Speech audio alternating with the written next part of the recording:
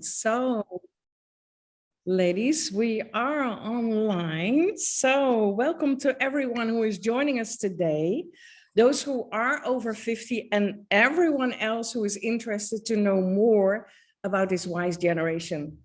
This special online conversation is hosted by Move into the Future and the Wize Move Society, the online community for the over 50 generation. During our last summit, Boomer or Bloomer, What's Next? We experienced again that this generation is growing by the day. We're living longer, healthy and active, and are better educated than ever. This generation is certainly not on their way out. We're part of the future. And it was again a huge wake-up call that this generation will impact in many ways our society, our economy, the workplace, our healthcare system, and so much more in the years to come. So with these Tuesday live conversations, we aim to give you a glimpse of what is happening online on the Wize Move Society, to share a bit about both the challenges and the opportunities that the 50+ generation is facing, as well as how the members of the Wize Move Society work together to create the solutions and play an active role in society and the economy. So for those who join us on Zoom, welcome. We love you to contribute in the conversation. And if you have joined us on Facebook, welcome. Please share your feedback and questions in the comments. So my name is Ingun. I'm the founder of Move into the Future and the creator of Wize Move Society. And I'm here today with my co-host, Dr. Tatiana Rowson, and our guest, Sharon Rose from Florida, USA. Sharon is a social gerontologist, and it's her mission to strategically integrate all age groups, in particular our growing 50+ population, to be engaged across diversity, equality and inclusion, and other essentials. And together we're going to have a conversation about redefining the aging process. So before we do that, I would like to give my co-host Tatiana the floor so she can share a bit more about her background, and she will pass on the stage to Sharon. So Tatiana, the floor is yours. Hello, Ingun. Good afternoon, morning, evening to everyone listening to us. It's nice to be back. It feels like a lifetime ago since we had last had our last talk, and so much happened with the summit. So it's nice to pick up these conversations and carry on and moving forward. So I am a psychologist, I am an academic and researcher, and I research midlife transitions and aging and what happened at late stage of life. I'm particularly focused on working life, but we know that working life and personal life goes hand in hand. So there's no way to differentiate and separate completely these two domains. So I'm delighted that we have Sharon here with us as a social gerontologist. I'm a psychologist. My PhD is in gerontology. So I feel that's really, really close to my heart. And it's really nice to hear more gerontologists out there, you know, raising the flag and talking about aging. So I won't say anymore. I'm going to just pass the mic to you, Sharon, to let you introduce yourself and to bring you to the conversation. So welcome. Thank you so much, Ingun and Tatiana, or Tatiana Ingun. I am so pleased to be here. The international stage is one of my favorites because we are all aging and we need to speak out loud about what it is to age well. And there are many other factors involved. I'll take you through my life a little bit. I became a social gerontologist in my latest identity. But it was through many other careers. I'm told that this is called a portfolio career. That means you've had many other careers that weave together. My background is mostly about people, productivity, organization, planning, marketing, and branding. And so that was with the hotel industry in New York with Lowe's Hotels. And then I was the head of the host committee for the Grammy Awards in New York City as part of being the Lowe's project. And then I was an artist, and then I pitched TV shows, and then I wrote some children's books and series that were pitching. And then my mother, who is now 97 as of April 19th, approached me about what she was doing when she was 77 and completed her PhD in lifelong learning. Huh? Sorry?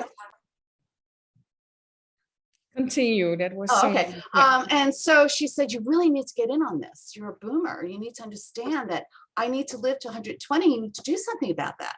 And I basically said, what am I going to do? She said, just do something and we'll work together.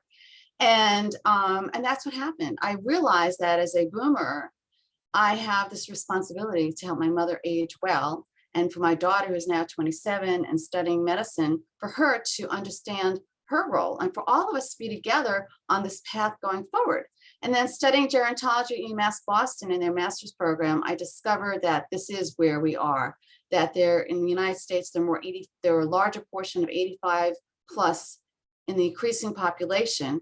And now we have this upside down equation of the 65 and older having a larger population than the 12 and under. So all these statistics just kept bubbling up. And so being here with Ingun and Tatiana and everyone here is really helpful for us to understand what's happening with aging and where are we in this exciting place to go forward. Well, you certainly are building a portfolio career. And it's kind of filled. That's great. Fantastic, Sharon. Thank you. Yeah. Why redefine the aging process?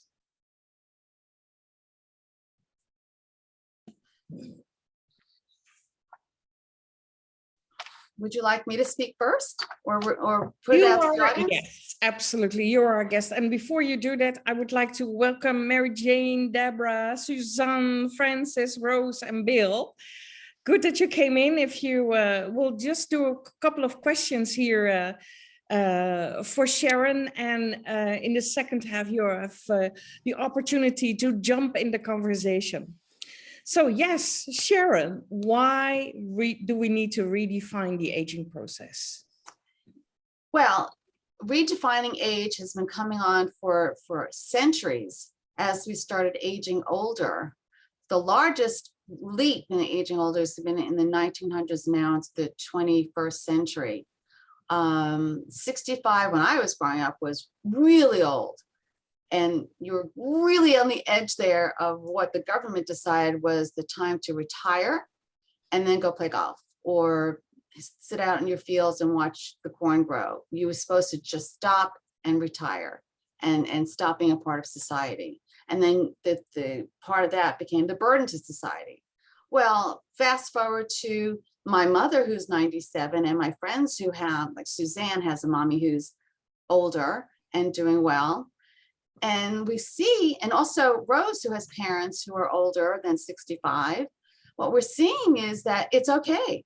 And that we have 1, 2, or 3 more decades because we're going to live that long. And what are we going to do with them? How are we going to purpose ourselves? How are we going to be positive about it? How are we going to help ageism become something that is nothing, that there is no longer ageism? And one of my focuses is bringing the intergenerational component to it so that we work together as society, as communities, which we've now seen occurring with the pandemic, where multiple generations are living within one house.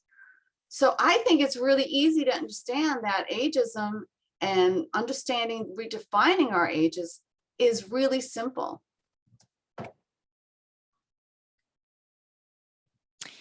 I will pick on that, Ingun. I think that's fantastic, Sharon. Thank you for bringing that. This idea, this relative relationship we have with age and with the numbers. I will talk about the chronological numbers attached to age, because I remember as well when I was a young child, 65 was old, and it's not because I'm getting closer and closer that I think it's not that much, but I think people do live life differently.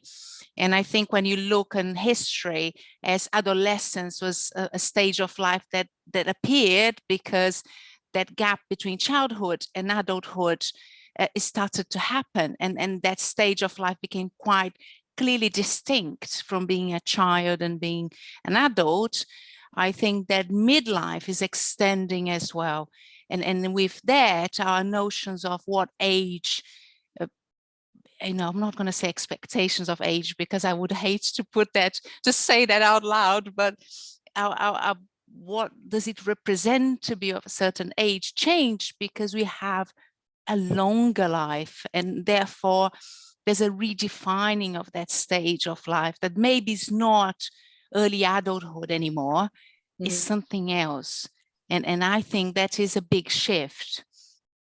Another thing I will comment on what you said, I'm going to put the ball back to you, Sharon, after that. So just be ready. Is that idea of ageism. And I think I posted once or twice today on LinkedIn something about ageism on different comments for different people, is this idea that even though our life is extending and things are changing, our mindset seems to be stuck on something that's really dated, that really doesn't serve us anymore. And I wonder, Sharon, your experience in your previous careers and before you got to this particular place you are, did you see that ageism going on? Was it something that was noticeable for you? I will let you just play with the question, please. Just I'll let it over to you. Ageism is something that I didn't know growing up. It wasn't a term at all. There were a lot of other isms, but ageism was not there. And what I'm feeling now is that in my growing up in a time when women could become whatever they wanted to be, rather than the house. And there's no offense to anyone out there who has chosen to raise their kids and be at home and help their husband or whomever, or just be a solo parent, a single parent, that is. But for me, I wanted to aspire and to recreate myself. And and there were steps along the way as far as ageism and feminism and feminist. And I think that was part of our boomer experience. For example, I was an English major from the time I was in high school. I loved literature, and I loved factual literature, and I loved fantasy literature, and it just kept growing. And then when I was in college, I pursued that on a higher level. And I think each of us probably remembers some critical courses or classes we took that really stayed with us. And one was Women in Literature. And it was an advanced class for those who already studied who already read many of these books. And we took the classics and read them all over again with the perspective of women in literature. And this is again, in ageism and feminism, this is a piece that we really need to understand. In Farewell to Arms, Catherine gets 3 lines. I think that was it. Oh, am I pleasing you? Okay, what can I do? All these whiny feminist types of remarks. Or they died, or they set up love triangles. It was their fault. And so it was so impactful that this piece of understanding literature and understanding how we have embedded certain things into our cultures became part of what I was understanding. And then when I went into the hotel industry, I was in New York and had this ridiculously huge international stage of people coming to the hotel. And then I would travel to their country and visit with them and learn more about culture. And so leapfrog to now, and what I'm understanding is that there's, as you were saying, Tatiana, but I'm going to use a different word, there's this embedded cultural piece.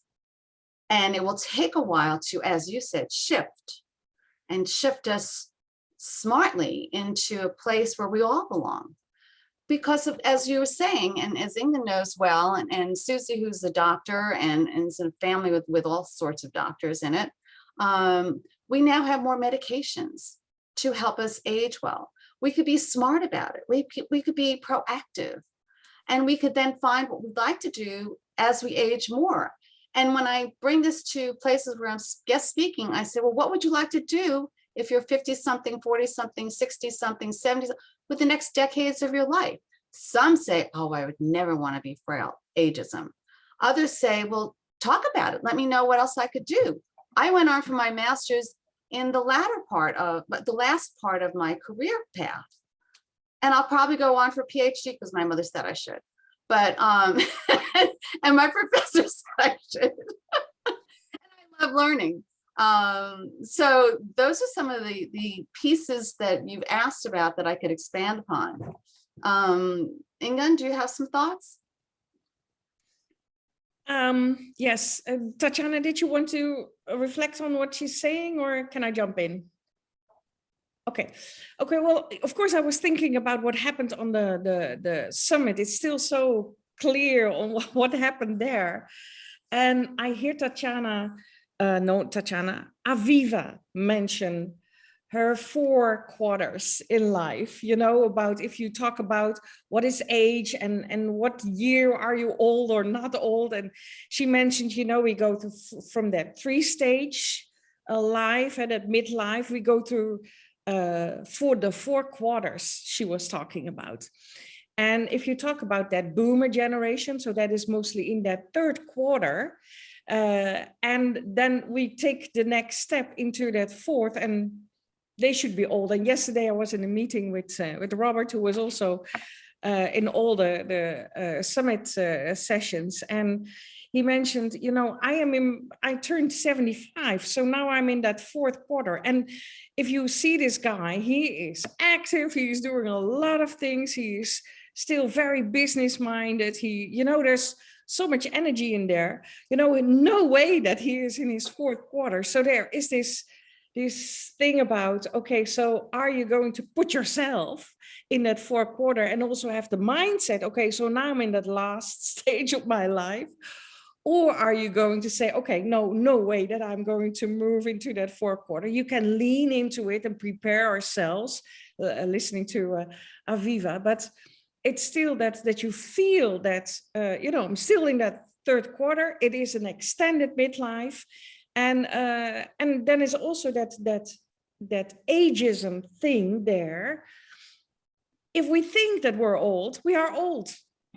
It is very much also our own mindset and not only what the others, what society is thinking. It is what we are doing on that. If we focus on the positive, if we focus on what we can do, if we focus on showing what we can be in our 60s and even in our 70s, that shows that will step by step also change the perspective. But it takes time. Absolutely. I would like to see, Rose, are you able to come on board? Because yesterday we were discussing one of your most popular courses up in Calgary, which had to do with aging and the fascination the students had with the aging process. And you had waiting lists for your classes for that class because it was so popular. Are you able to come on board? Yes, I am. Yes, thank you. Hello, Rose in Calgary, Hi. Canada. Can we Hello, see everyone. you? That would be nice. Can we see you? Can you use your camera or? Oh, of course. Yes. Let me just adjust my situation here. Give me a minute. Sorry.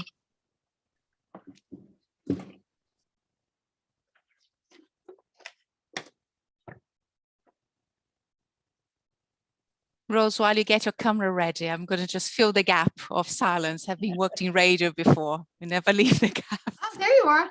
Oh, there you are. So you can come in and. Fantastic. Thank you. Sorry, I have to put that thing behind me. Lovely to meet you. And thank you so much for Sharon for inviting me here. We just had a chat yesterday, actually. So I'm here from Calgary in Canada, and I actually was an academic in the psych department here at the university for about 13 and a half years. And I was just telling Sharon, as we connected through LinkedIn, that I was teaching a course in the psych department called The Psychology of Aging.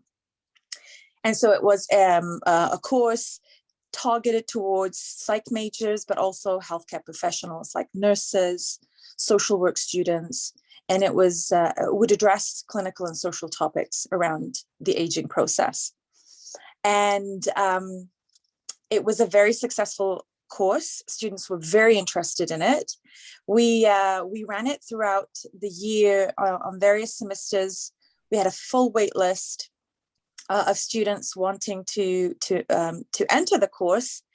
Now, the interesting thing I was telling Sharon was they were interested for personal reasons more so than for professional reasons. So I would ask them at the beginning of the course, on the day one of class, how many of you, with a show of hands, are actually wanting to embark on working with older adults I would be lucky if I get 4 or 5 hands up in a classroom of 40 or 50 students. And so I'd ask them, what would be your main objective of doing a course like this? And for many of them, really, they just wanted to know about the aging process for personal reasons. They may have had parents or grandparents who are aging. And I found in teaching a course like this for more than a decade, is that a lot of students, especially the younger adults, come in with these assumptions and stereotypes about aging that impact how they feel about growing old. And in turn, that they create their own biases and their own ideas and thoughts about the aging process and older people. And I think that is one of the reasons why they actually were afraid of working in this field, because you look around you and society has really painted a very negative and a very scary and in my opinion, incomplete idea about aging. But they tend to be embedded in our society. They become norms. And that's also probably part of the reason why we're quite ageist as well as a society. And so it was a very exciting experience of mine teaching this course, and I learned quite a bit. And and then I left academia last year wanting to take on more opportunities to actually share this information that I acquired in the past decade. And so with groups and organizations who directly work with older people, because I think that's probably where the biggest impact would be. So thank you so much for letting me share that. Appreciate that. Excellent, excellent. Would you, Ingun or Tatiana or anyone here like to chat with Rose, or have a few more I'd like to bring in? We'd like to hear more from you, Sharon. Oh, well. Why okay. redefining aging? I need to have both Bill and Suzanne bring in how they've educated me and how we've had these lengthy, ongoing life understanding discussions, lively discussions. Bill, we met when we were we're renting in Florida, and Bill has become our advisor. But the thing is that if you've read about South Florida in terms of the real estate market, there are not enough homes to buy. And Bill is an expert in understanding what the home environment is, what the older adults are looking for, or families are looking for, what style, what layout, and then what the newest wave of adults are looking for in their home. Bill, where are you? There you are. You're our expert. Go for it. Oh man, I feel like that fourth quarter you guys keep referring to. I'm 75 and I don't feel like I'm 55, you know. And at 55, I was running on a playing field with 16-year-olds and having a ball. So I can't do that anymore. But anyway, I'm still alive and well at 75 and don't feel it at all. As to how older people, well, we're in Florida. And this is where people come when they have gotten to that point where they can sell their house for all the money and take part of it and invest in a nice place to live with great weather in newer homes.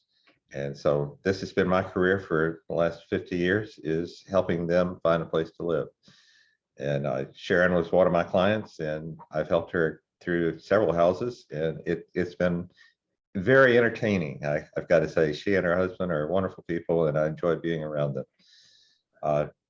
So I don't know, what else would you like to know or me to talk about? Bill, what is it that today's older adult is looking for that's different than, let's say, a decade ago, 2 decades ago? Well, they're certainly not retiring. Right. I mean, retiring is a job retirement. Most of these people are still very, very active. They have things they want to do. It could be within their career. A lot of it, they've gone on and they found other things that they have always wanted to do, but didn't have time because they were busy with their career. But they're very active. They're looking for things to do. They're looking for people to be around, whether it be golf, pickleball, fishing. They want to be active. And I've discovered that those that just come down here to retire and don't do anything, they end up dying. It's really weird. Those that continue on with their life, like your mother at 97, man, just keep on keeping on. And because of that, they stay active, they stay involved, and that's what everybody's looking for when they come to Florida. You've got beautiful weather. You're not cooped into a house under the cold winters with snow and ice. Everybody complains about how hot it gets here, but it's actually cooler here than it is in New York City, which is a fun fact I like to share with all these people from New York that come down here. Our summers are cooler. So the weather, the environment, everything about this area is just very attractive to people who want to stay active and do things. Great. Yeah. Before you know it, we're all going to move to Florida. So I think we leave it to this. Yeah. Florida is a very international place. Yes, we get them all over the world. Yeah. Oh, and throughout the state, there are different international components. I'd like to also have Susie speak. This is helping me speak about me, because because they know me, and they could speak about how we are evolving. As Bill was saying, how we are evolving. He's known us for many years. Susie and I met when our kids were little. They were 2, and I became part of the original play group. I was the last one admitted, and that's when we moved to Las Vegas. But Susie and I have this kindred spirit, and we have mommies who are older, and her dad passed away a few years ago, but he was older, and her whole family and her husband's family are in medicine, but they're also very much involved in the aging well process personally. And we learn from each other, whether it be food or exercise, or take some time off to travel, turn around your focus on the aging process. Susie, could you share with you your understanding of how I've evolved and we've evolved together in this aging, the redefining the aging process? Can you turn your unmute? Yes. Hello, everybody. Susie Steinberg from Las Vegas. I'm a preventive medicine physician, and currently there's a wave in medicine. It's called lifestyle medicine. And lifestyle medicine incorporates the whole body. So it's your mind, substance abuse, nutrition, your exercise. And it's been established now in medicine that 70% of what we do, our lifestyle, is how it's going to affect our thinking and our being. And it's just really 30% is your genetics and your environment. So we have a lot going on for us. It's 70% of our risk factors in aging and helping us create better lifestyles for ourselves. And I'm hearing some great ideas. The mindset, of course, is really the most important, as I've watched my mother age and for the people around me. And I see that everything you're saying, the society is dictating our mindsets. And I see some people tell my mother, sit here and you're fine, and she's 92. And the next person, I go over and during the pandemic, my mom started walking and just kept walking. And, it's a total, and everything we're hearing in medicine, from mental health to nutrition to cardiovascular prevention, aging longer, mortality studies, everything is exercise. Whatever you do, if you could tell people to exercise their whole lives, that and like Bill was saying, get out there. And the people's who mindset is, I'm going to be flexible and I'm going to get out there and exercise and participate. Every study in medicine is that it looks like exercise is going to beat out the pharmacy for living longer. And on top of that, the nutrition is just getting incredible. This the farm-based eating and even the olive oils, the Mediterranean diet, and the DASH to prevent hypertension.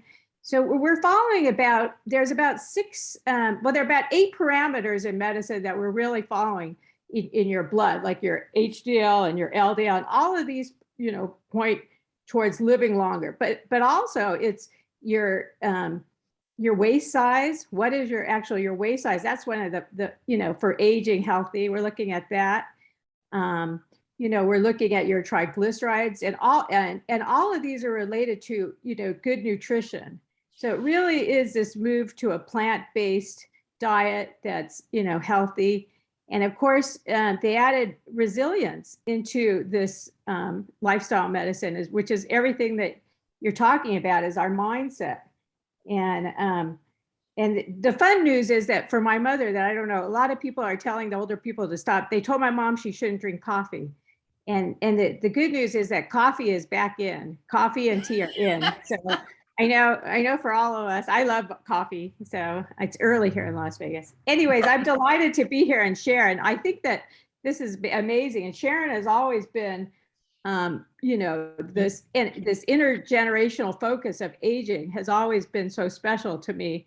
And I feel that the more we can do with, the intergenerational, the programs that Sharon has created. Sharon, tell them some of the programs that you created. And they're just, I feel like we're tossing the ball. No, but the things you did with your mother, and you were filming those and sharing those with the communities. It just was amazing programs. Well, thank you. If I was in Las Vegas right now, we'd have it there too. Although we could start making that happen. There was one program. Well, the in-general component was really important to me, because what I understood in businesses from my business life, that if different generations of folks go into silos, then that's what you have. When I hear that instead of just walking over to another cubicle in the day of being in office and saying, hey, you want to go for lunch? There's a text between that generation. And then with an older adult coming over to the cubicle saying, would you like to go to lunch, to the same person who texted to the one next to her. And that person saying, oh, well, just text me and we'll take care of it that way. What happened to the personal piece of it? So that silo needs to be a round table of all the generations coming together, because they each have contributions, whether they are the whatever generation is being said as lazy. They're not lazy, they're innovative, and they believe in value, and they believe in honesty, and they believe in entrepreneurship, which needs to be brought back into the larger corporations. But that aside, so what we've been doing here in South Florida is bringing the generational enhancements of learning to make it fun, and then brought into the intergenerational. My mom lives in a CCRC continued care community, and she sold her house in '93 and moved into this community. That was a big deal, because she wants to remain social, and it wasn't happening living on her own. My mother is an academic with her PhD, so her life is about learning in the academic fashion. And so what happened was she wanted to bring that to the community of 350 residents who were, instead of only playing mahjong, or instead of only playing cards or things of that nature where my mother was not, we brought in every other Monday event of whether it be TED Talks or National Geographic in a 1 hour time span. It was a 20-minute video and then a conversation. The ground rules were no religion, no politics, and no ethics, no rabbit holes. And I have to say that it was respected, because they wanted to be there. And it went from 25 residents to 75 within 3 months' time. The topics ranged all over the place. We knew about what was her name? Greta Tunberg. We knew about her 6 months before that, because we'd already captured her TED Talk, and then we followed her. So when it became an international phenomenon, we'd already known about her and followed her. So something like that could happen, where people really want to have something different to learn about. And then my mother said, oh, we need to go into generational. I'm going to call the president of the school I attended, Lynn University in Boca, make it happen. And she did. So we had involved a particular group, department at Lynn University that were involved in entrepreneurship, and they had their students, and we met with the student head and with the university administration, and we created an intergenerational situation of a 3-part series where the residents from my mother's residence community came together with the students, undergraduate students, and we made sure that there were students next to seniors, next to, all the way across the board. And we also asked if there could be, within this 1 hour time span, if there could be 3 students and 3 older adults who would do a TED platform type of presentation over a period of 2 to 3 minutes, and it happened. The topic was AI. And so my introduction to the moderating it was, how many people here have a cell phone, a smartphone? Everyone, no matter the age, raised their hands. So this is the engagement. This is who we are. This is what is going on. I also am working with Palm Beach County on the intergenerational platform.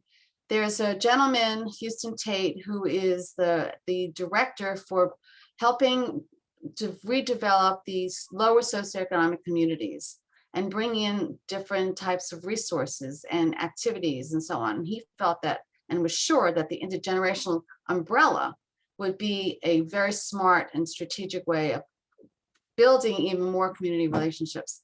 And so they were polled to see what the topic is that they would choose for the first one. And it was caregiving. And what we might know or might not yet know is that caregiving goes up and down the ladder. If you have someone who's older, that's caregiving for an older family member. But someone might be younger and have some sort of disability. So that's caregiving for someone younger. And those who are chosen or they select themselves to be the caregiver might be a child, because that's just how large the family unit is. And that's the one that might have the time, or maybe many are. And they wanted to explore that. So the meeting was standing room only with mayors and heads of the universities. And it went from 1 hour, instead of 1 hour, it went into an hour and a half.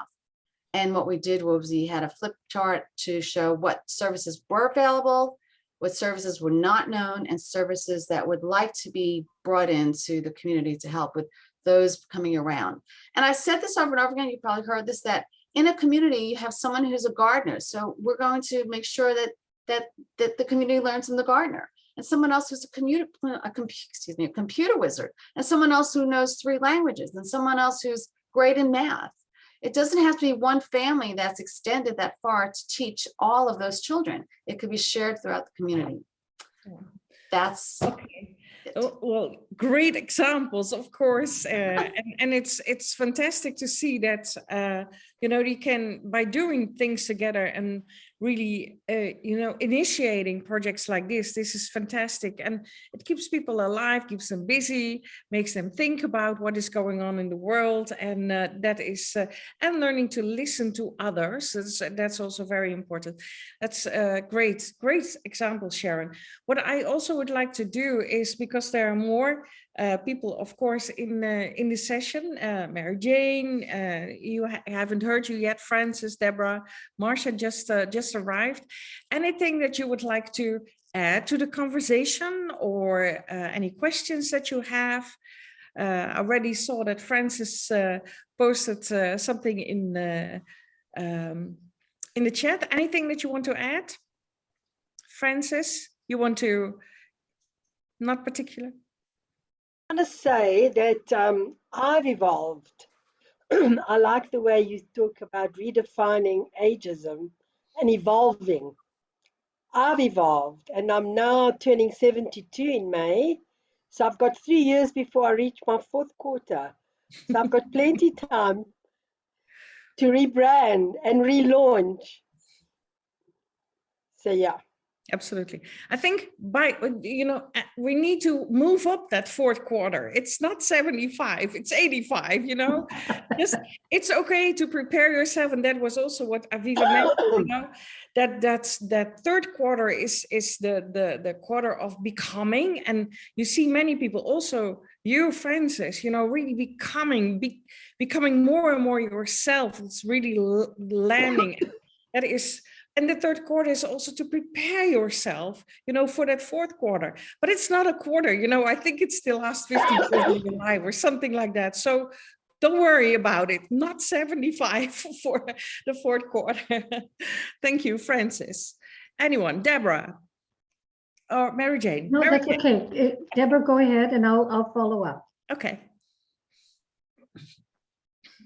Oh, we've lost your volume, Deborah. Am I talking to myself? Yeah, yes, this is better. I was just looking at statistics, and overall 28% of adults aged 50 years or older reported no physical activity outside of work during the past month. So, you know, we've got a little bit of work to do, but it also shows that people are active. And 72% of women, this is probably American statistics, do yoga. And what I like about yoga is that it brings you into that more holistic place, and it deals with the mindset, even though exercise also deals with mindset. But I so agree with you, Sharon, that the exercise, if we get that, the flow of the circulation and the oxygen and everything going in our system, we're just going to want to do more and not sit on the couch. I just, you know, I was going to invite my sister to come along and inspire her, and I can't get her off away from her computer. Are you sure that she's family? Yeah, right. Is it in the cell in the DNA? Yeah. I'm just really the whole thing about healthy aging, healthy posture, healthy aging, healthy breathing, healthy aging. We have to have the tools that are going to take us along the path, and stave away all those things that are eventually going to come. Maybe not. Yeah. Thank you, Deborah. And for those who are not really aware of what is going on the Wize Society, Deborah is our, doing yoga, teaching, breathing, you know, health, exercise, all these things, but also, you know, other things in leadership and things like that. So thank you, Deborah. Mary Jane. Yeah, it was something I think early on in the conversation that I was triggered by, and we were talking, you know, about the embedded stereotyping, stereotypical thinking that we have. But I also think, and this has come up a couple of times now in the last couple of weeks on posts on LinkedIn, and one of them last week that I think I mentioned, that we need more role models, you know, older people, role models showing, like the Hans van Doorn that was, he's part of our platform, I just had to look up her last name, but Deborah and Rose, I think you're in Calgary, but Hazel Mccallion, the mayor, ex-mayor of Mississauga, at 103, and she just signed another 4 years on as a director for the largest airport in Canada. You know, like Mississauga. Yeah, in Mississauga, yeah, but the airport in Mississauga, it's fantastic. Yeah.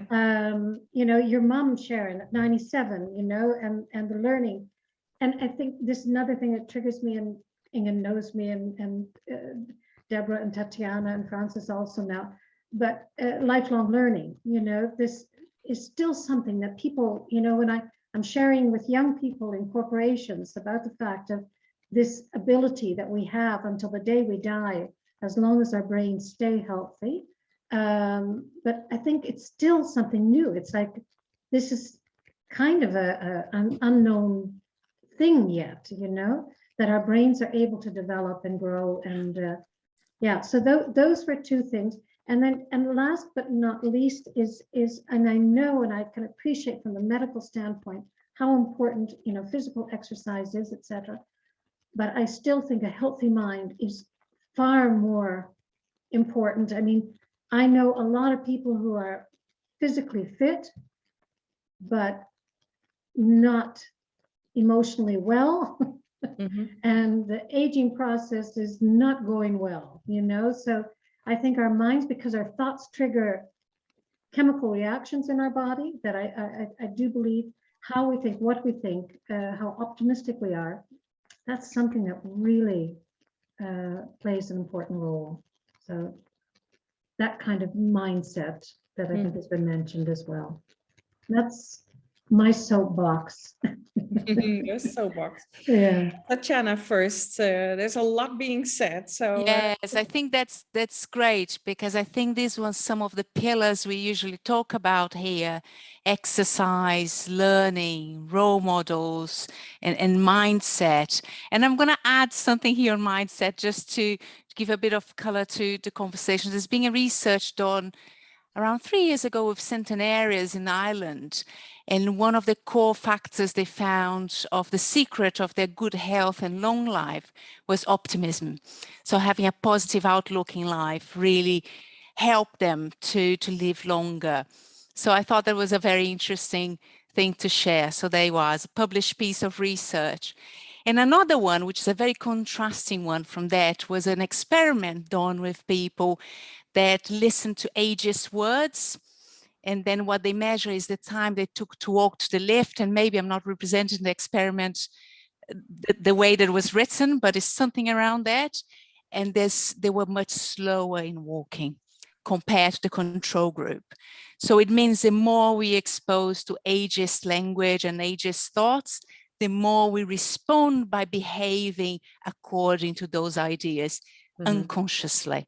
So it's really interesting for us to think about how all these different elements we talk about comes together in sort of helping and promoting a healthier and better aging.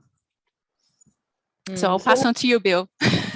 Bill, yeah. I just want to, I just remembered something. My brother's been playing golf for many, many, many years and considered himself very sporty. The doctor informed him 2 days ago that golf is not enough. He needs to do yoga. Just thought I have to back Deborah up, that he needs to do yoga at least 3 times a week, because the golf itself is not enough. He was shocked because he really believed he was so fit. My little contribution. Good. Bill. The real estate market here in Florida has really addressed a lot of the things that you have been talking about in the 55 and older communities. And they have made a central area for everybody to congregate. It's called the clubhouse, the pool. And there they have so many activities. These clubhouses, well, the communities are 250 to 500 people, or excuse me, homes. So they can have a large clubhouse with a large opportunity to congregate and to share and to work together to have fun. Consider, 250 homes, that's 500 people. There's lots of opportunity there to do things, and they do. And you'll see it. All of them are advertising as an active community. What I see that they're missing that I'm really enjoying in my community is an all age environment where everybody from the children all the way up to the 97-year-olds can interact together and share and live together. And that I've seen in my community, that's just been awesome, because we have it all out here. I have a 93-year-old that passed away the day before he was flying an airplane. That's, amazing, but it's because he's interacting with younger people and doing things that made him happy and active all the way up to the end. Bill, what you're saying is spot on, but I also want to bring in Marsha. Can you show us your fabulous face like everybody else here? Marsha Burns and I met at a healthy aging professional organization, and we became friends. She and her husband have a company called Nostalgic America, and they have been holding concerts and learning labs for the nostalgic age groups. And there she is. Hello, Marsha. Whoops, wait, there she goes. Sorry, the window behind me, and it makes me look black, so I had to turn the seat.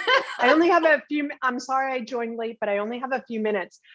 Just catching on what everybody has. My husband and I started a business in 2002 called Nostalgic America. And we did a newsletter business, and then we started a magazine. We then transformed into now that we do concerts for the baby boomers and the seniors. So, we have a way of interacting. Our magazine is a way of people just bringing back good memories and feeling good about themselves. But I wanted to say another thing. You guys were talking about yoga and, exercise. And one thing, I'll share with you, I recently was diagnosed with a treatable condition, and I'm a meditator, and I had a very hard time meditating. But to keep your mind focused or to give you that boost of energy, meditation is another great way to stay young and to stay focused. And I used to do yoga. I can't do it anymore. I get dizzy when I do the downward dog and things like that. So I have to find something else to do because it just doesn't work for me anymore. But I loved yoga. But I think everything that each and one of you are doing is fantastic. And it's just fabulous to see people caring about the elderly, our aging process. I've met Sharon's mom. She's fantastic. I have a dad that's 90 and my mom is 87, and they're both doing wonderful. So, it's really nice to see groups around the world come together and form ideas and share your ideas. I do like what Bill said, though. I live in a 55 plus community and I'm on the young side. I would prefer to live in a community of all generations because I think seeing children keep you young. And another thing to keep you young is to have a pet. Pets are really good emotional support, and having a little dog gets you out of the house, gets you walking a little bit, keeps you socializing. We noticed in our neighborhood, we just moved in, and there's so many people with dogs that we walk that we know the dogs, we don't know the owners. So it's a wonderful thing that you're all doing. Thanks for bringing me in, Sharon. I appreciate it. Thank you, Marcia, and very interesting thing. So we need to talk afterwards. We like concerts and things like that. Maybe we can do that online. And I love that you bring in the kids, because that was what I was thinking when we were talking about intergenerational. And one of the speakers, I think, was it Deborah Gale, that mentioned, we have to think like a 4-year-old again to recreate that creative mind, that adventurous, that innovative, that thinking about without boundaries and things like that. That is, for instance, for me, spending time with my grandchildren and seeing how they do things. And I feel like, oh gosh, can it be this simple? We overcomplicate things, and it is so great to see that. But also, here I live in a not a 50 plus community, a small village where everyone, just pops in. And I love it when, now the weather is again that my doors are open, and I have this 6-year-old here, then a little girl, and she pops in several times a day to play with the dog, but also to share her stories. And every time I just sit and I discuss this with her, and it's not just, the older ones that are already in the workforce, but it's also this generation that is, they're doing such amazing things, and it's helps you to have that creative and that adventure and explorative mindset again. And that is so fantastic. We really have to watch the time. It is 53, so we're always very conscious about time. Anyone who wants to share? Well, Sharon, you have brought in all these speakers, but how about you? What are, try to refocus on, redefining aging, the aging process, and come to a closure as far as what's next? I'd like to first speak to Tatiana, and who else was it? Someone else here. Oh, Rose. I think you're both talking about blue zones, which is around, there are cities around the world where folks are living into their hundreds, right? Yeah. Oh, if any of you have a chance, just look up blue zones, because there was a study done. Number 2 is that there's a study being done on the 85 plus population who are cognitively 20 years younger. So they're 60 something and they're thinking and they're doing and they're being and their activities. And number 3 is that we all need to be active, and we need to dismiss these isms and these boxes and these, well, when you're 20 something, I typically will say, well, when you're 3, you're 3, but when you're 3.5, then you present yourself as 3.5, but your 5-year-old brother or sister says, well, I'm 5, and you're not 5 yet. And yet when we're 60 something or 70 something or 50, we don't say we're 50.5. We never say that. We in generally speaking, and we need to expand upon that. There isn't a number. There isn't a way of expressing yourself through a number. Mhm. And I think we're all on in this platform here and on LinkedIn, experiencing this pioneerism of leaning in and leaning out, pushing the boundaries to aging well, aging healthy, being positive and productive, and not looking at a number, because it's not about the number. We are definitely scientifically, academically, medically alive and vibrant, and we have to ignore these isms that come in a way. I know that I've had conversations with just about everyone here is that another piece of it is the advertising and the products. We don't see our faces there, but that's okay, because we're using the products that we would like to use, and eventually we'll have older adults with these products. It's okay. It's okay. That's my message. Just keep going and hooking up with those who are like-minded and excited about doing the next project. There are books and projects, and there's Generations United, and there's it's in the United States. There's another piece, and this is the last one I'll close out on. There's in the UN and WHO, World Health Organization, have this decade of challenging ageism.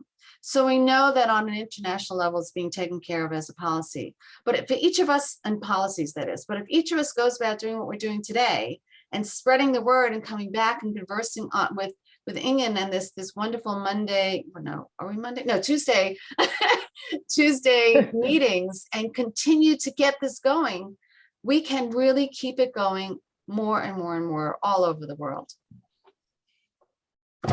Yes, we can. Thank you, Sharon. Tatiana, your last words from your perspective. Last words for today. Well, this was such a perspective.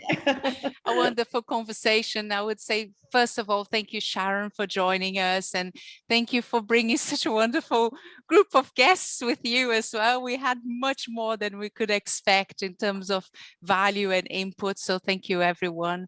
I think that the conversation again is we all in the same wavelength in terms of thinking of aging differently, breaking those stereotypes, breaking those boxes that constrain people, and actually thinking a bit broader about what's coming, and having a positive outlook, whether that's how we approach our health or our learning or our life generally. And I think if there's one message I want to keep with me is this idea that if we prepare and we take this positive outlook, then we can shift that stereotype out of the way. So thank you. Yes, we can. Absolutely. Thank you, Tatiana. And thank you all for joining. And today, well, we gave you a little glimpse again of what is happening on the Wize Society, and what is this group of people who are still, very vibrant and very active and very positive, and, working on their health, what they are doing. And, we love to welcome you, of course, also as members of the Wize Society. And after the summit, and also until mid-May, everyone who joins us on the Wize Society gets an extra bonus. Well, you will have a choice workshop that you can join, and we really love to see you there. So we'll leave the link in the comments below on Facebook, and also on the YouTube post, how do you call this, when we share it on YouTube. We'll send it in the comments. So love to see you again next week and the weeks after, and of course love to see you online. Bye-bye. Bye. Thank you. Bye, everyone.